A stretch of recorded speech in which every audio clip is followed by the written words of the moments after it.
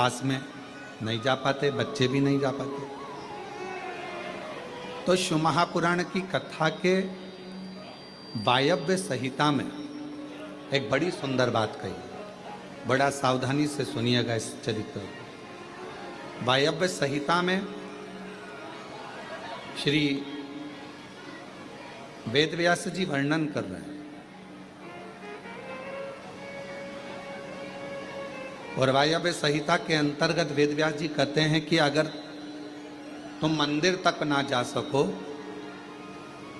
तुम शिव पर एक लोटा जल चढ़ाने के लिए अपने नज़दीक के शिवालय में, देवालय में ना जा सकें, कोई मंदिर नज़दीक नहीं है, कोई शिवालय नज़दीक नहीं है, तो वायव्य संहिता में वेदव्यास जी कहते हैं कि अपने घर में यदि बेलपत्र का वृक्ष है, बेलपत्र का छोटा सा भी अगर पौधा है, तो उसमें थोड़ा भी जल आप प्रतिदिन चढ़ा रहे हो तो समझ लेना कि 12 ज्योतिर्लिंग में आप जल चढ़ा रहे हो। 12 ये वायव्य संहिता कर। मान लो मंदिर नजदीक में नहीं है, बीमारी बहुत ज्यादा है, तकलीफ बहुत ज्यादा है, और कहा हमने कथा में सुना है कि जल चढ़ाने जाना चाहिए, तो वहां बेलपत्र का अपने गमले में एक छोटा सा पौधा लगा, छोटा सा पौधा, और छोटा सा पौधा लगाकर उस पौधे की परवरिश करो, जल चढ़ाओ।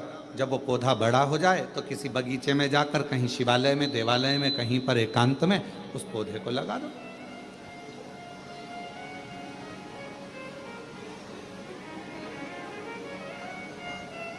जैसे तुलसा जी को बड़ा कर कर तुलसा जी का मंगल विवाह शालिग्राम जी से होता है, देव उठनी एकादशी पर शालिग्राम बाबा के साथ मंगल विवाह किया जाता है, वैसे ही बेलपत्र के पौधे को बड़ा कर कर उसको भी शिव को समर्पित किया जाता है, भगवान शंकर को समर्पित किया जाता है।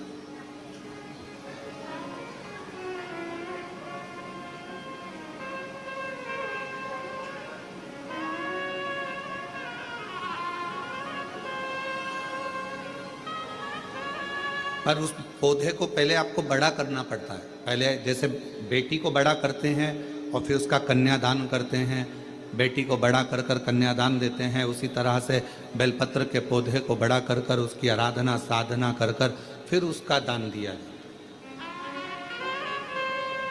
कई लोग बड़े विचित्र हैं कि भाई हमको बेलपत्री का पौधा दान करना है, कुबरेश्वर धाम आए, उज्जैनी गए, किसी गुरुजी के यहाँ गए और बाजार में से पौधा ले लिया और बेलपत्र का पौधा दान करिया। उसको कम से कम थोड़ा समय अपने घर में तो रखो।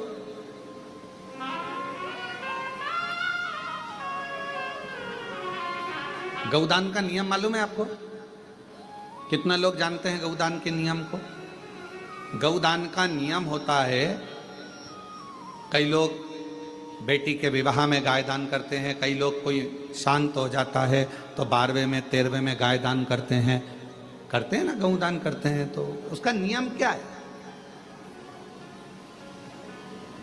गौदान का नियम होता है कि गाय को अगर दादा परदादा के लिए दान कर रहे हो, वो चले गए, शांत हो गए, उनके 12वें में, उनके 13वें में, उनके 1 महीने के बाद अगर आप दान कर रहे हो, 12वें 13वें में दे रहे हो, या कन्यादान बेटी का कर रहे हो, उसमें गौदान कर रहे हो, या तुम्हारा मन हुआ का गौदान करना है हमारे पूर्वजों, तो पहले उस गाय बछड़े को अपने घर में रखकर उसकी सेवा करना पड़ेगी 1 रात्रि 2 रात्रि, उसके बाद गौदान करो। पहले उसकी सेवा तो करो।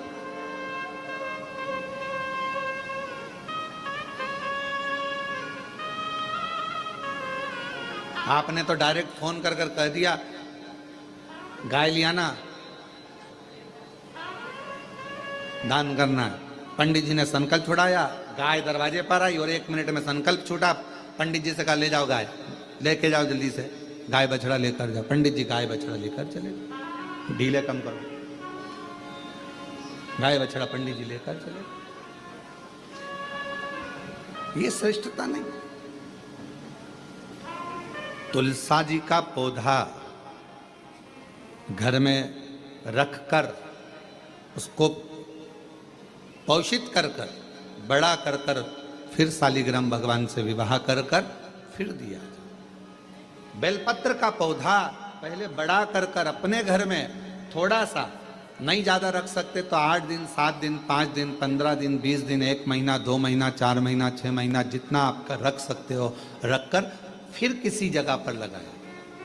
क्यों, क्या जरूरत है गुरुजी अपने घर में पौधे को रखकर फिर दान करना, अपने घर में पौधे को रखकर फिर कहीं लगवाना, अपने घर में पौधे को पहले परवरिश कर फिर कहीं उसको लगवाना? कारण क्या पड़ता है? कारण एक है, वायव्य संहिता शिव महापुराण की कहती है, अगर हमने किसी बेलपत्र के पौधे को अपने घर में रखकर 5 दिन 7 दिन 1 महीना 15 दिन 6 महीना उसको परवरिश करा तो हमारे घर का कितना भी नेगेटिवता, कितनी भी हमारे घर में कुछ भी गंदा हो रहा है, कुछ गलत हो रहा है, कोई गलत हो रहा है, कोई झूठ बोल रहा है, कोई पाप कर्म हो गया हमारे घर में, इस भूमि पर जिसमें हम रहते हैं उस घर में एनर्जी अगर नहीं है तो आपने उस पौधे को अपने घर में रखकर उसका परवरिश कर 15 दिन 7 दिन 1 महीना 2 महीना 6 महीना 8 महीना जितना तुम्हारा मन कर जाए, 1 दिन 2 दिन जितना मन कर, उसके बाद पौधे को कहीं लगवा। क्यों? वो हमारे घर का पूरा गलत जो भी विचार होंगे, गलत सोच, गलत विचार, गलत ऊर्जा वो पौधा ग्रहण कर लेता है। बेलपत्र का पौधा अपने अंदर उतार लेता है। बेलपत्र का, और बाद में फिर वो बेलपत्र के पौधे को हम ले जाकर कहीं रोपित कर देते हैं तो उसकी ऊर्जा हमारे घर पर हमेशा रहती है, हमेशा। कैसे? इसके सत्य प्रमाण क्या हो सकता है? तो सत्य प्रमाण का स्मरण करिएगा। एक गाय को 5 दिन 7 दिन 9 दिन 15 दिन अपने दरवाजे से रोटी दीजिए, 9 दिन रोज रोटी दो, 10वें दिन गाय तुम्हारे दरवाजे पर आकर खड़ी हो जाएगी। बोलो खड़ी होगी कि नहीं होगी? जम के तो बोलो, खड़ी होगी ना। गौ माता को तुमने रोटी दिया, अब गाय रोज आकर तुम रोटी खा रहे, 2 दिन 3 दिन 5 दिन तुमने रोटी दिया तो गाय आकर खड़ी हो जाएगी। महाराष्ट्र देखो 7 दिन के बाद पक्षी तुम्हारे दरवाजे पर, तुम्हारे छत पर आना चालू करेंगे कि नहीं करेंगे? बोलो बोलो, जम के बोलो। पक्षी आ रहे हैं, गाय आ रही है, कुत्ता आ रहा है, किसी को दे रहे हो आप तो वो आ रहा है। उसी तरह जब हम हमारे घर में एक बेलपत्र के पौधे को बड़ा करते हैं और बड़ा करने के बाद उस बेलपत्र के पौधे को तुम कहीं पर भी, इंदौर में रहते हो सीहोर में आकर तुमने लगा दिया, खरगोन में रहते हो बरहानपुर में जाकर लगा दिया, ग्वालियर में, तुम्हारा मन पड़े तुम अपने घर के आसपास में भी कहीं पर भी उस पौधे को, तुम रहते यहाँ हो 200 मीटर की दूरी पर, 500 मीटर की दूरी पर, 5 किलोमीटर पर, 10 किलोमीटर, कहीं पर भी जाकर उस पौधे को लगा दो। वो पौधा तुम्हारे घर में कितनी भी नेगेटिवता रहेगी, वो पौधा अपने आप तुम्हारे घर की गंदगी को खींचता रहेगा, नेगेटिवता को खींचता रहेगा, कहीं पर भी रहे, किसी भी जगह।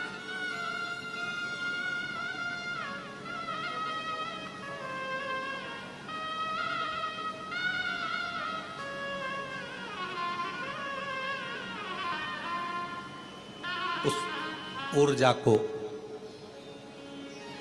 वो पौधा अपने पास की ऊर्जा को देता रहता है, देता रहता है। और सरल भाषा में समझो, वायव्य संहिता को, व्यास जी महाराज द्वारा रचित शिव महापुराण की वायव्य संहिता और सरल भाषा में समझो। बेटी को शादी कर दिया, बेटी चली गई अमेरिका, ठीक है। अमेरिका में जाने के बाद, अमेरिका में पहुंचने के बाद बेटी को तुम्हारी याद आ रही कि नहीं आ रही है? जम के बोलो जरा। आ रही। तुम्हें बेटी की याद आ रही कि नहीं आ रही है? आ रही। याद आ गई तो वो कभी ना कभी तो तुमसे फोन पर बात करेगी, मम्मी कैसी हो, मैं पहुंच गई हूँ, अच्छे से हूँ, अभी कितनी बज रही है तुम्हारे इंडिया में, हमारे यहाँ तो ये टाइम हो रहा है। बेटी से बात करो उसकी, अर्थात वो अपनी ऊर्जा से तुम्हारी ऊर्जा की ओर अग्रणी।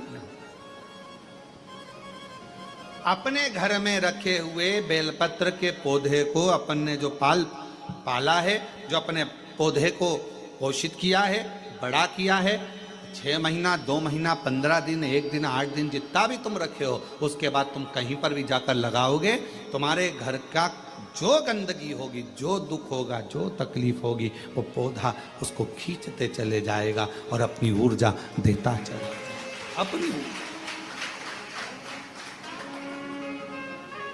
एक बेलपत्र में कितना बल है, कितना, एक बेलपत्र की ऊर्जा में कितना बल है।